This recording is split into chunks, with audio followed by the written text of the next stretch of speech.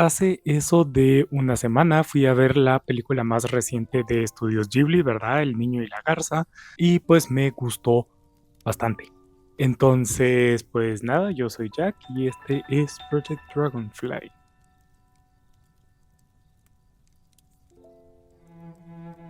Pero bueno, la película me gustó en un montón de niveles, así como en el apartado gráfico, cuando ya creemos que Ghibli no se puede superar a sí mismo, pues viene y nos pega con estas imágenes o esas escenas iniciales con el fuego y la distorsión y todo eso que me enamoró lo bien hechas que quedaron.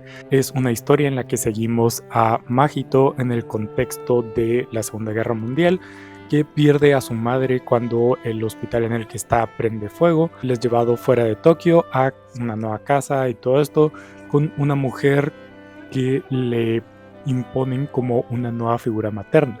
Y ahí es donde comienza la historia que empezamos a seguir. No solo eso, sino también es una típica película de Ghibli, ¿verdad? Tiene sus madres enfermas, tiene su guerra ahí de fondo, tiene su guiño a los aviones, tiene a las ancianitas características de Ghibli, tiene las criaturitas también muy típicas de Ghibli, tiene todo lo que es una película de Ghibli, pero también es cierto que la película siento yo que es muy distinta a prácticamente todo lo que ha hecho Miyazaki hasta el momento, porque es también la película, en mi opinión, más críptica que ha hecho.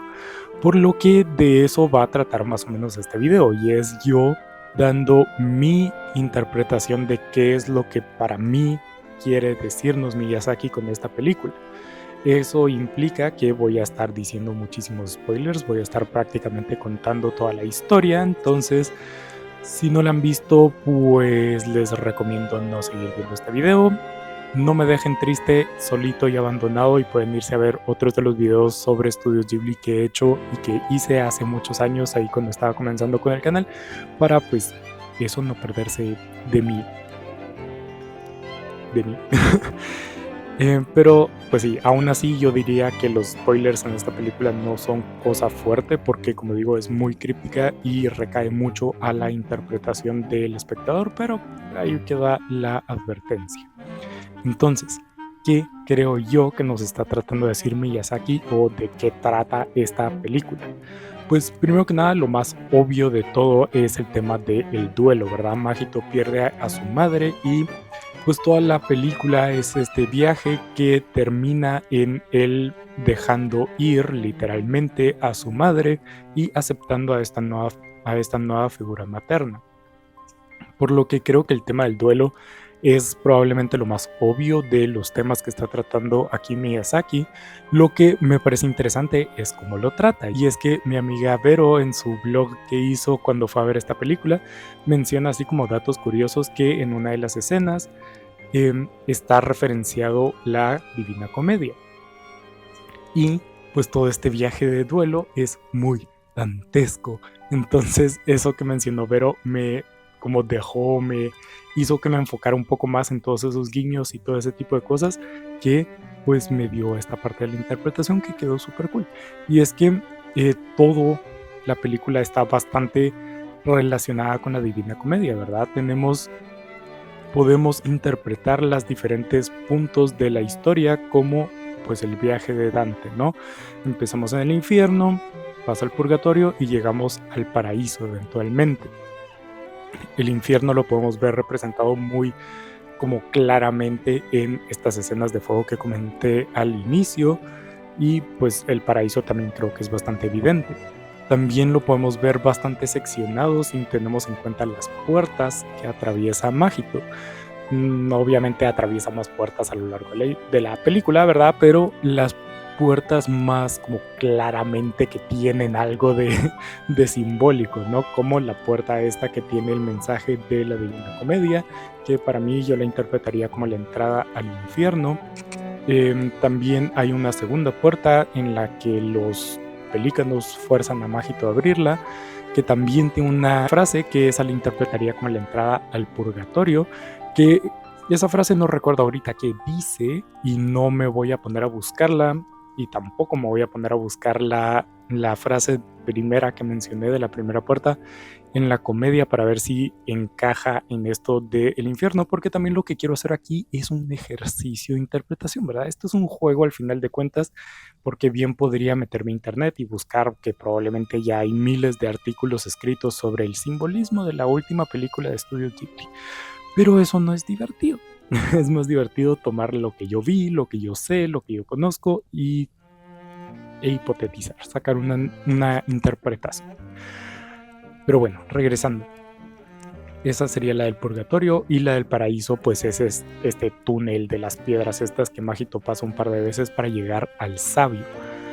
No solo eso es como muy dantesco, sino también el hecho de que este viaje comienza cuando su madrastra se pierde en el bosque y Mahito va a buscarla perdiéndose también en el bosque, de la misma forma que Dante empieza la comedia perdido en la selva. No solo eso también, sino que podemos interpretar a los dos guías que tiene Mahito en todo este tiempo, la garza y su madre, como los dos guías que tiene Dante en la comedia, ¿verdad? Virgilio y Beatriz. Incluso podríamos decir que la escena que entra en el barco con esta mujer y no sé qué, podría referenciar el Aqueronte, cosa que ya queda un poco desfasado porque el Aqueronte en la comedia llega al infierno y en este caso caería en el purgatorio, o en lo que yo estoy interpretando como el purgatorio, pero me entienden, ¿no? Y eso es lo que a mí me pareció más cool de toda esta interpretación del duelo, porque como digo, está bastante evidente que uno de los temas principales es ese, ¿no? El duelo. Pero también considero que no es el único, porque quedan muchos momentos que no se explican o no quiero explicar solo con el duelo, ¿verdad? Porque se podría interpretar como los pelícanos y las periquitas, como pues estos momentos duros en el duelo que hay que superar para tal y tal cosa. Pero me parece que puede tener más adentro, porque no creo que la película trate de un solo tema. Con todo esto de los pelícanos, pues una escena muy significativa es cuando llega el pelícano moribundo y le habla a Mahito explicándole que ellos no quieren comer a los Warawara, sino que en el mundo en el que viven no hay comida para ellos, entonces si quieren sobrevivir tienen que comérselos. Esto podría interpretarse como un mensaje ambientalista que es muy típico de Ghibli, ¿verdad? El tema ambientalista, que se podría interpretar así, ¿verdad? Los humanos estamos forzando a animales fuera de su hábitat y los estamos dejando sin comida. No solo los sacamos de su hábitat, pero cuando los encontramos en el nuestro, pues nos sorprendemos y los matamos y todo este tipo de cosas, ¿verdad? Una mirada muy antropocentrista de todo esto y cómo afecta, ¿verdad? Todo esto relacionado a la figura del sabio, que el sabio es la persona que controla el mundo, ¿verdad? Es quien construyó ese mundo y quien lo controla, dando así a entender, ¿verdad?, que el sabio es humano y por lo tanto es el impacto humano el que está causando todo esto. ¿Qué pasa? Pues que a mí la parte de este mensaje medioambiental, aunque es posible que sea parte, no creo que sea entero. Pero manteniéndonos con la figura del sabio, llega otra interpretación que me gustó bastante, que es la de el mal. Esta película es muy curiosa porque al menos yo la interpreté de una manera muy comprensiva, muy humanista hasta cierto punto. Y es que en muchos momentos, o regresando, ¿verdad? El sabio, cuando le pide a Mahito que sea su sucesor, él dice: esta cicatriz me la hice yo soy malo, mis manos no pueden tocar esas piezas. Lo cual me pareció muy significativo, ¿verdad? Porque a lo largo de la película tenemos a muchos personajes que se interpretan como malos. No solo eso, sino recordemos que estemos en el contexto de la guerra. En este caso, la guerra no es solo un recurso que ha usado Ghibli anteriormente, pero no es solo el recurso que usa para forzar el desplazamiento de los personajes para un lugar nuevo y mágico, como pasa por ejemplo en Totoro o en Narnia, que no viene al caso, pero es un muy buen ejemplo, sino que la guerra sigue persistente, ¿verdad? El papá de Mahito trabaja haciendo aviones de guerra. Entonces, eso hace que la guerra no solo sea un fondo, sino que es un contexto, es algo que sigue teniendo significado dentro de la historia.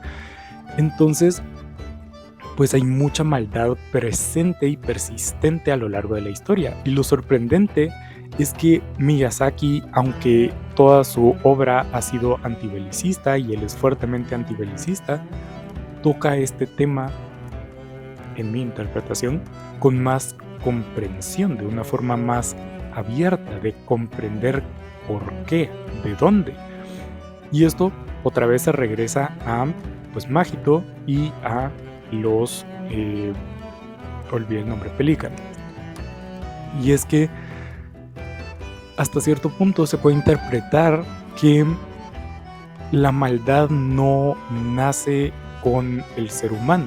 La maldad no es algo intrínseco al ser humano. La maldad, las personas malas en la tierra no forzosamente son malas simplemente por ser malas, sino que hay fuerzas que provocan maldad, en este caso ya entre comillas, ¿verdad? En el caso de Mahito fue puramente emocional, ¿verdad? El perder a su madre, salir de su tierra, que le impongan una figura materna nueva, es algo que lo llevó a pelearse con sus compañeros de clase y herirse a sí mismo.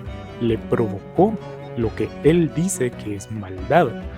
En el caso de los pelícanos, por ejemplo, es algo externo, es algo material. Ellos no quieren ser malos simplemente por la gana de ser malos. Ellos son forzados a una maldad percibida por la carencia, ¿verdad? Lo mismo que podemos hablar del crimen en nuestro mundo, ¿verdad? El crimen usualmente no nace simplemente por la gana de hacer crimen, sino de la carencia, de la necesidad. Lo mismo se podría decir de las periquitas, ¿verdad? De una manera un poco más rebuscada, porque hay menos que extraer ahí, pero ¿por qué nos presenta de esta forma tan militarizada y que comen personas a seres tan inofensivos en la realidad? Y a mi interpretación es otra vez, son forzados a eso, porque en este caso no explican que sea porque no tienen más comida, pero se puede asumir teniendo en cuenta que cuando salen al mundo se vuelven a ser pequeñas. E incluso en el paraíso, en la interpretación que estoy haciendo, son pequeñas. ¿Por qué? Porque no hay carencia. Entonces regresan a ser inofensivas. Ya no necesitan esa maldad para sobrevivir.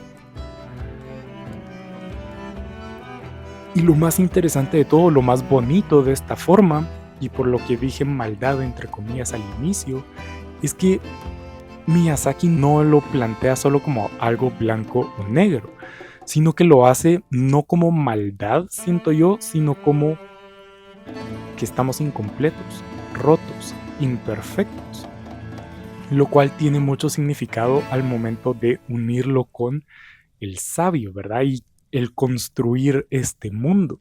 Es un llamado a la humildad. No podemos pretender construir el mundo, regir el mundo, controlar el mundo, sabiendo que somos imperfectos, sabiendo que algo tan simple nos puede llevar a la maldad.